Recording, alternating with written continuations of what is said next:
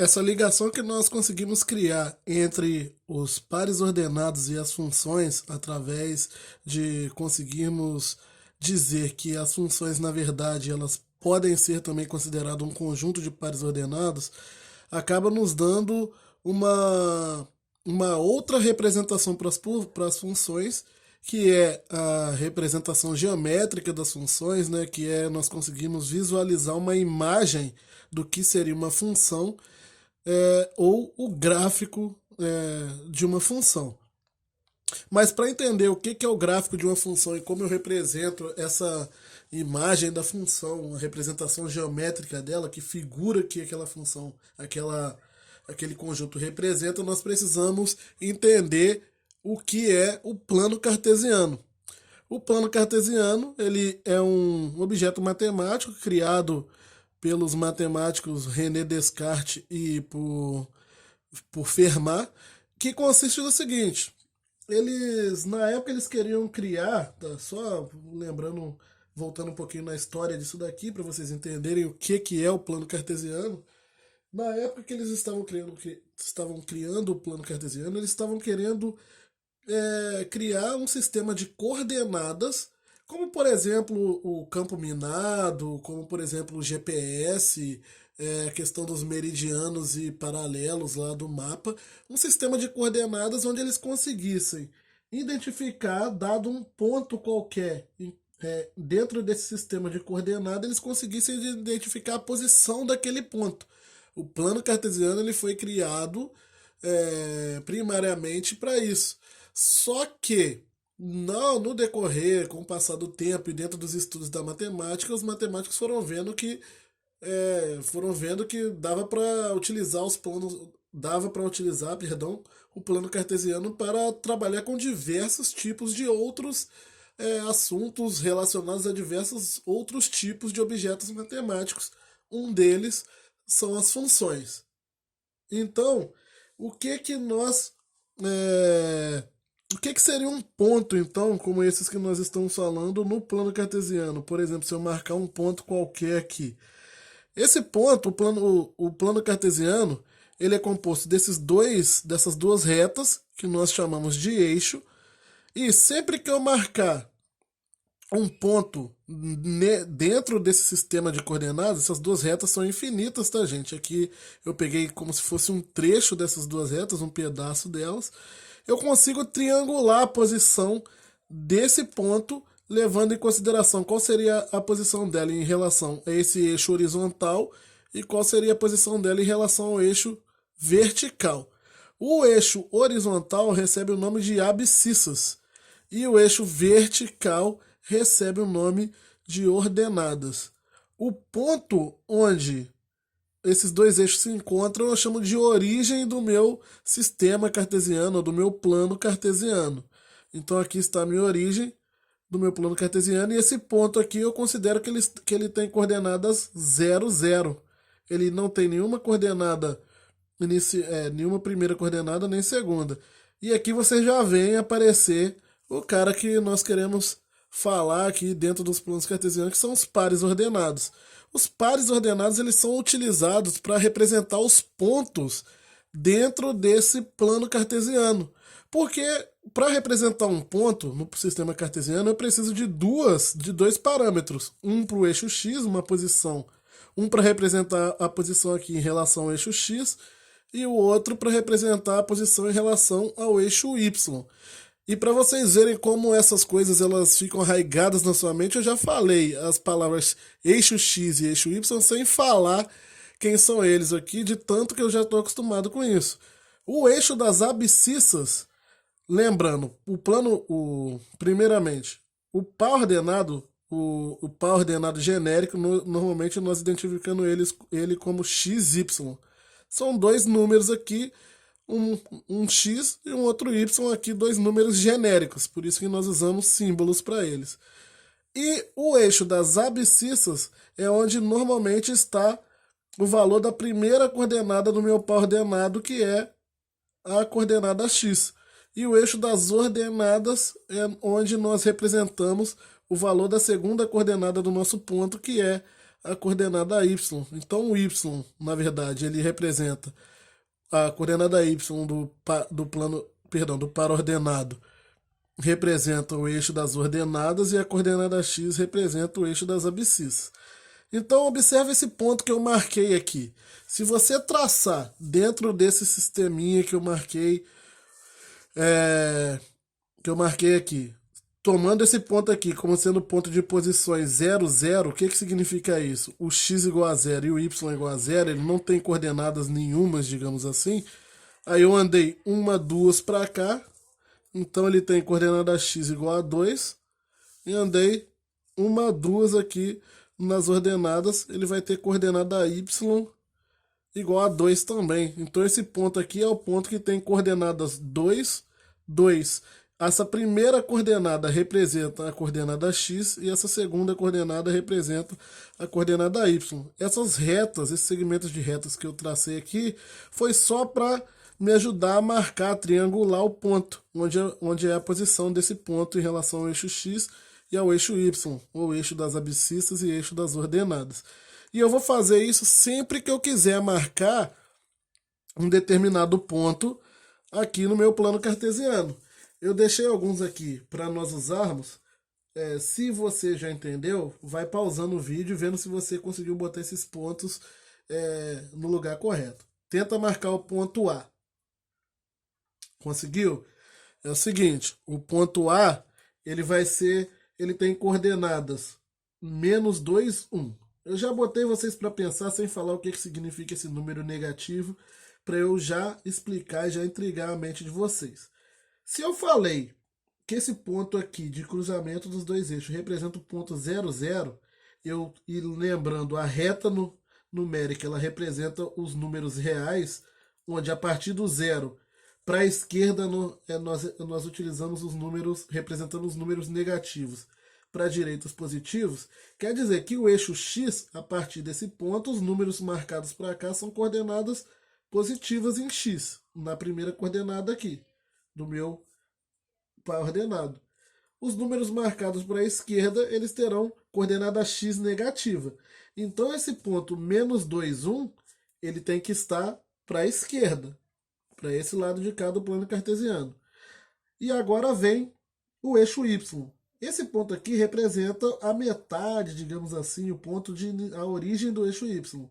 Então, a partir desse ponto, as coordenadas representadas para cima, nós vamos considerar as coordenadas positivas, que tem a segunda coordenada positiva, e as marcadas para baixo são as coordenadas negativas. Então, o ponto -2, 1, ele tem que estar para cá, na posição -2 em relação ao eixo x, e na posição 1 em relação ao eixo y. Ele vai dar um ponto mais ou menos nessa posição aqui.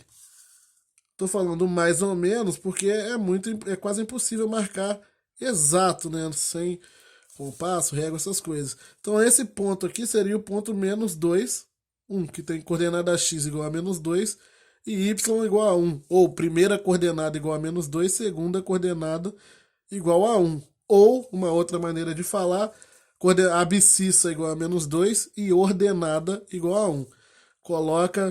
Lembra de colocar os nomes aí, eixo das abscissas, eixo das ordenadas.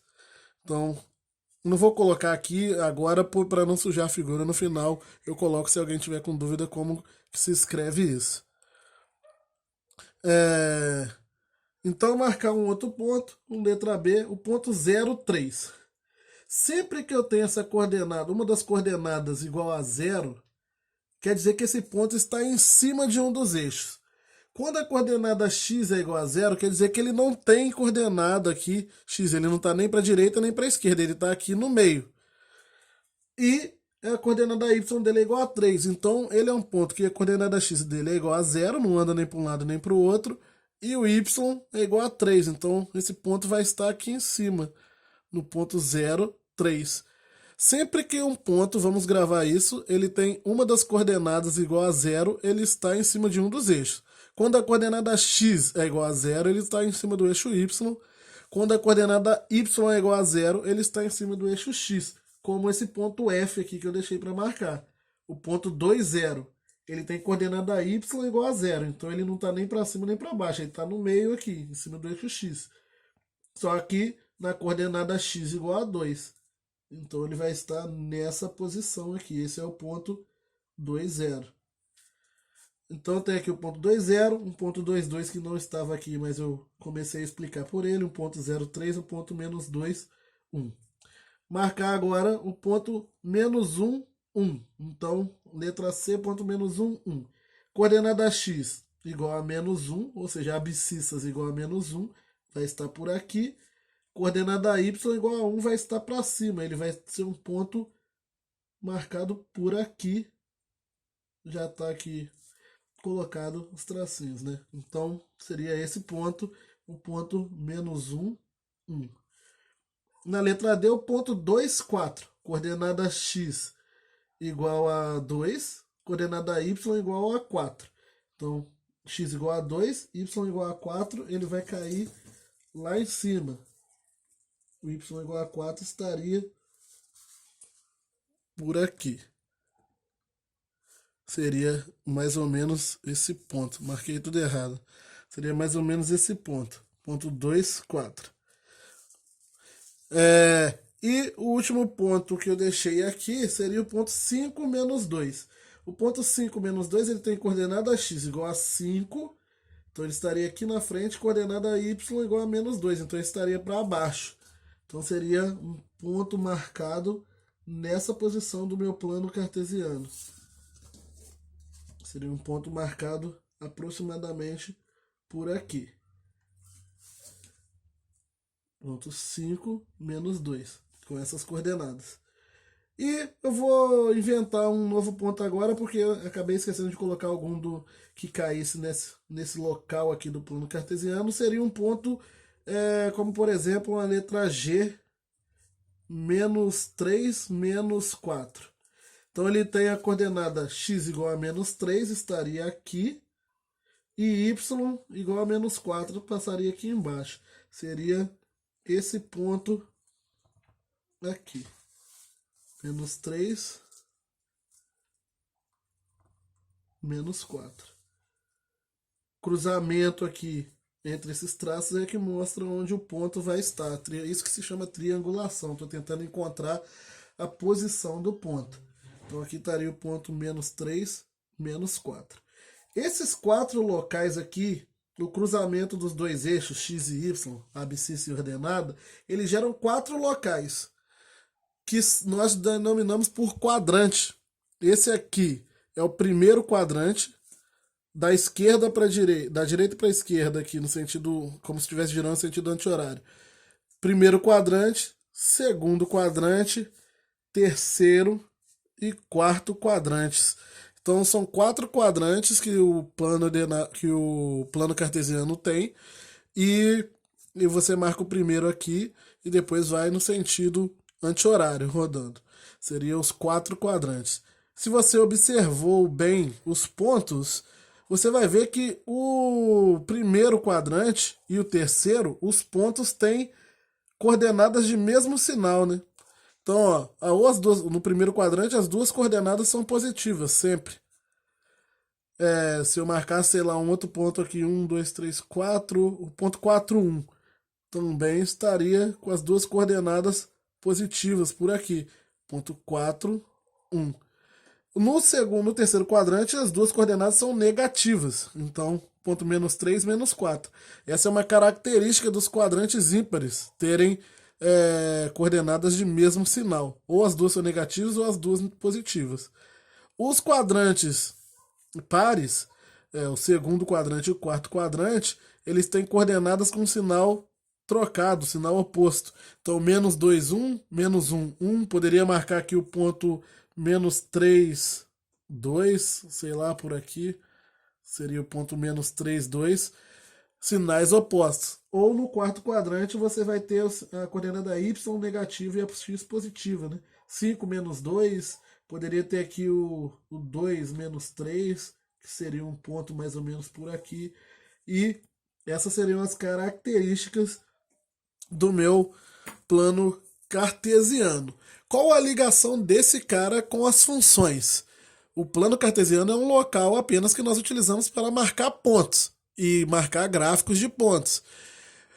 Só que nós temos que lembrar que as funções elas são um conjunto de pontos, um conjunto de pares ordenados. Então, quando nós queremos observar qual é a representação gráfica de uma função, basta você pegar um plano cartesiano e representar quais pontos que pertencem àquela função. Aqueles pontos serão a representação gráfica daquela função. Haverá um exemplo mais para frente onde eu vou deixar essa parte mais clara. Mas primeiro, tenta entender a ligação aqui dos pares ordenados e do plano cartesiano, muito importante. Dois pontos no plano cartesiano só são iguais se eles possuírem a mesma as mesmas coordenadas, tá? Então não vai ter nenhum ponto com as mesmas coordenadas, só que em locais diferentes. Aquele ponto ele é único para cada ponto no meu plano cartesiano. Eles possuem coordenadas únicas.